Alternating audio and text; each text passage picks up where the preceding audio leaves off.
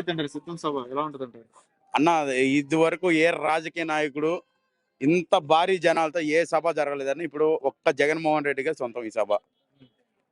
అంటే రాష్ట్ర వ్యాప్తంగా బీజేపీ పొత్తు ఉంది కదా, పొత్తు వస్తుంది అంటున్నారు. ఇప్పుడు చంద్రబాబు నాయుడు, పవన్ కళ్యాణ్, బీజేపీ వీళ్ళందరూ పొత్తు. తెలుగుదేశం వల్ల కాక జనసేన దగ్గరికి వెళ్ళారు.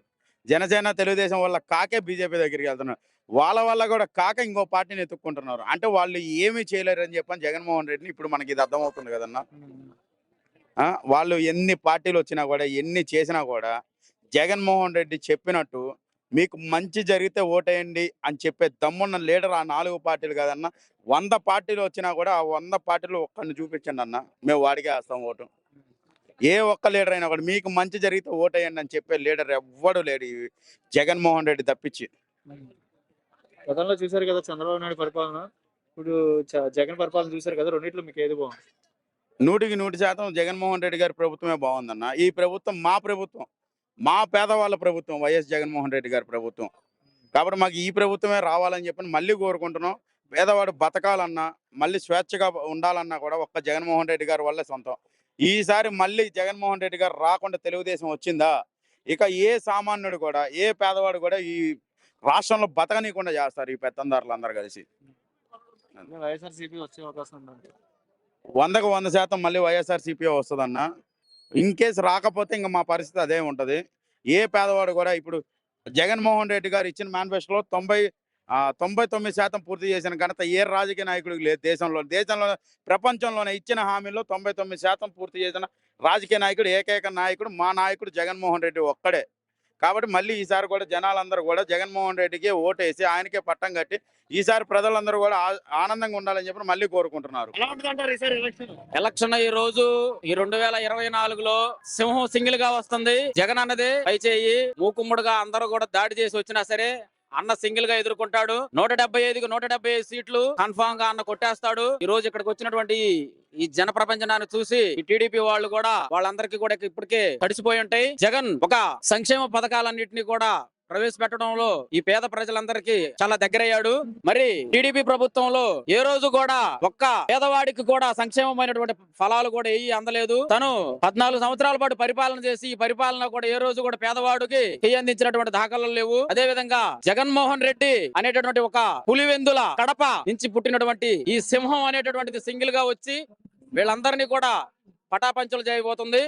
మరి ఈ రోజు ఇక్కడికి మన మేదరమెట్లో జరిగేటటువంటి యొక్క సభ, ఈ సిద్ధం సభకి భారీగా 15 లక్షల మంది పైచిలుకుగా కూడా ఇంకా కార్యకర్తలు వస్తూ ఉన్నారు. మరి ఈ రోజు ఇక్కడ అన్న దిశానిర్దేశం అనేటువంటి చేయబోతున్నాడు. ఎన్నికల యొక్క మేనిఫెస్టో అనేటువంటిది కూడా ప్రకటించబోతున్నాడు. ఇందులో మరి కొంతమేర సమాచారం ఇంకొన్ని క్షణాల్లోనే రైతు రుణమాఫీ, డ్వాక్రా అక్క చెల్లెమ్మలకి, అవ్వ తాతలకి, మరి అదే విధంగా కార్మికులకి, ఎంతో మంది చిన్న సన్నకారు రైతులకి అందరికి కూడా మంచి చేయాలని సత్సంకల్పంతో అన్నగారు మంచి చేయబోతున్నారు. ఇప్పుడు పవన్ కళ్యాణ్ ఏమంటున్నాడంటే జగన్ 4వ పల్లం నీ అంత చూస్తా జగన్ అంటున్నాడు కదా. జగన్ అనేటటువంటి ఒక సింహాంతోటి నువ్వు పెళ్ళాం గిళ్ళం అని మాట్లాడుతున్నావు. పవన్ కి ఇదే హెచ్చరించి చెప్తున్నావు. జగన్ అన్న గాలి వెంట్రుకు కూడా నువ్వు సరిపోవు. ఈ రోజు పొత్తు అని నువ్వు బీజేపీ తోటి కలిసి నువ్వు వెళ్ళావు. మీ ముగ్గురు కూడా ఈ పొత్తు అనేటటువంటిది కూడా గతంలో కూడా మీరు చేపట్టారు. ఆ రోజు కూడా అది ఫెయిల్ అయినటువంటి ఒక పొత్తు. మరి మళ్ళా ఈ రోజు మూకుమ్మడిగా మీరు అందరూ కూడా దాడి చేసి వచ్చినా సరే నేను సింగిల్ గానే వస్తాను, నాకు ప్రజల యొక్క అండదండలు ఉన్నాయని అన్న చెప్తున్నాడు. మనందరం కూడా జగన్ అన్నని గెలిపించుకోవడానికి సాయశక్తులా కూడా కృషి చేస్తాం. 175కి 175 పక్కాగా వచ్చేస్తాయి, అందులో ఎటువంటి అనుమానం లేదు. జై జగన్. సిద్ధం సభ ఎలా ఉండబోతుందండి? సిద్ధ సభలో బాగానే ఉంది. 15 లక్షల మంది అంటున్నారు సార్. ఎందుకు సార్ అంతమంది వచ్చే అవకాశం? అభిమానం సార్. అది మరి జగన్ వచ్చాక రైతులకు అసలు ఏమి లేదు, పంట చేతికి రావట్లేదు. ఎందుకు లేదు సార్? పంట నష్టం పెడుతున్నాడు సార్. మొత్తం ఇస్తున్నాడు, రైతు భరోసా, అన్ని డ్వాక్రా రుణాలు అల్లు ఇస్తున్నాడు. బాగానే చేస్తున్నాడు. అది జై జగన్, జై జగన్. జగన్మోహన్ రెడ్డి వచ్చాక లంచాలు ఎక్కువైనాయి అంటున్నారు. అసలు లంచం అనే మాట లేదు. పవన్ కళ్యాణ్ అంటున్నాడు కదా, నాకు 4వ పిల్లం నీ ఎంత చూస్తా నరికేస్తాను అంటాడు. అంటానికి ఏముంది, అందరు అంటారండి.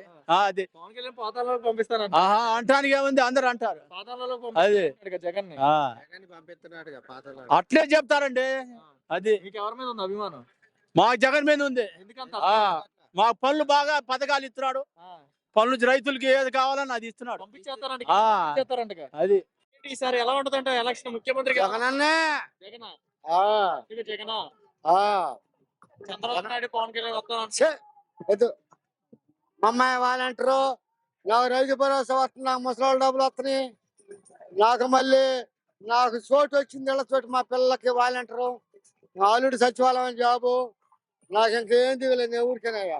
మా ఇంట్లో 10 ఓడిపోండి. అదే పవన్ కళ్యాణ్ జగన్ ని 4గో పిల్లలు నీ అంత చూస్తా వద్దు, పవన్ కళ్యాణ్ కూడా వద్దు, మనకు వద్దాడు, వాడు ఏమీ చేయలేడు, వారికి ఓడిపోతాడు, ఓడిపోతాడు. పవన్ కళ్యాణ్ అంటున్నాడు కదా, జగన్ నీ అంత చూస్తా ఏ జగన్ అంత. వాడేం చూస్తాడు జగన్నంతు, ఇవాళ చూడమన జగన్నంత వచ్చి ఇవాళ చూడమన జగన్నంతో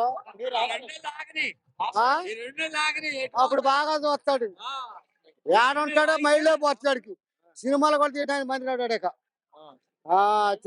జగన్ వచ్చాక లంచాలు ఎక్కువైనా అంటున్నారు కదా. జగనన్న లంచాలు ఏడండి, లంచాలు లేకుండా 7 రోజులు డబ్బులు ఆడ తీసుకుంటా, 18 వేలు తీసుకుంటున్నా, 3 రోజులు డబ్బులు తీసుకుంటున్నా, రైతు భరోసా తీసుకుంటున్నా, అమ్మఒడి తీసుకుంటున్నా, ఇంకేందయ్యా. గెలుస్తారంట జగన్.